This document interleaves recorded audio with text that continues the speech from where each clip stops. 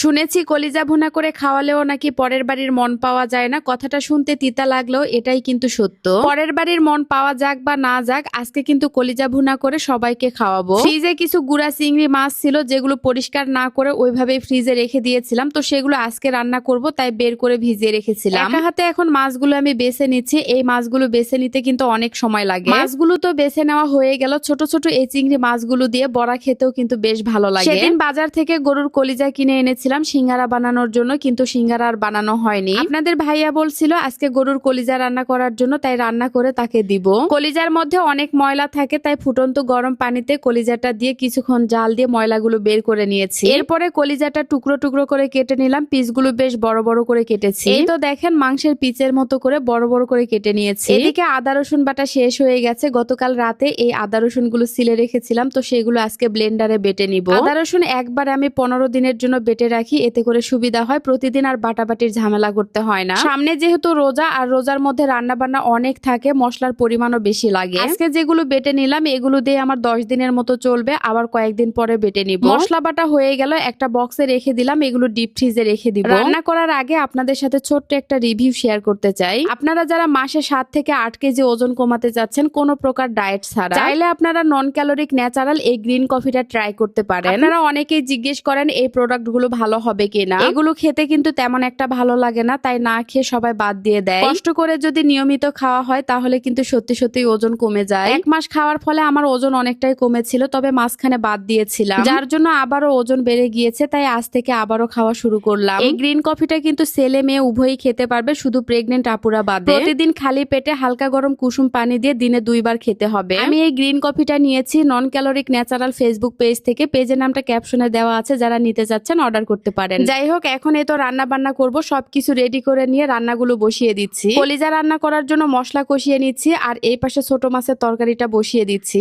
আলু চিকন চিকন করে কেটে চিংড়ি মাছের এই ভাজিটা খেতে অনেক বেশি মজার লাগে। এর সাথে যদি একটু ডাল রান্না করা হতো আরো বেশি ভালো হতো। চিংড়ি মাছের তরকারিটা বসিয়ে দিলাম, আর এদিকে মশলাও কষানো হয়ে গেছে। কলিজা আপনারা কে কিভাবে রান্না করেন আমি জানি না, তবে আমি প্রথমে মশলা কষিয়ে তারপরে রান্না করি। যেহেতু কলিজার পরিমাণ কম, তাই সাথে কিছু বড় বড় করে আলুও কেটে দিলাম। এখন মশলার সাথে আলু আর কলিজা 5 মিনিট কষিয়ে নেওয়ার পরে ঝোলের জন্য পানি দিয়ে দিব। কষানো হয়ে গেল, এবার ঝোলের জন্য পানি দিয়ে দিচ্ছি, আর পানির পরিমাণ বেশি করেই দিয়ে দিলাম। এই পাশে চিংড়ি মাছের ভাজিটাও রান্না করা হয়ে গেছে। আলু দিয়ে চিংড়ি মাছের এই ভাজিটা খেতে কিন্তু অনেক বেশি স্বাদ লাগে। ছোট ছোট এই চিংড়ি মাছগুলো বিশেষ করে কলার থোর বা আটা দিয়ে রান্না করলে আরো বেশি ভালো লাগে। আপনারা কে কে কলার থোর দিয়ে রান্না করে খেয়েছেন অবশ্যই কমেন্টস করে জানাবেন। আমি তো মাঝে মধ্যেই রান্না করি। একেবারে ভাজি ভাজি করে আমি তরকারিটা নামিয়ে নিলাম, আর এই পাশে তো কলিজাও রান্না করা হয়ে গেছে।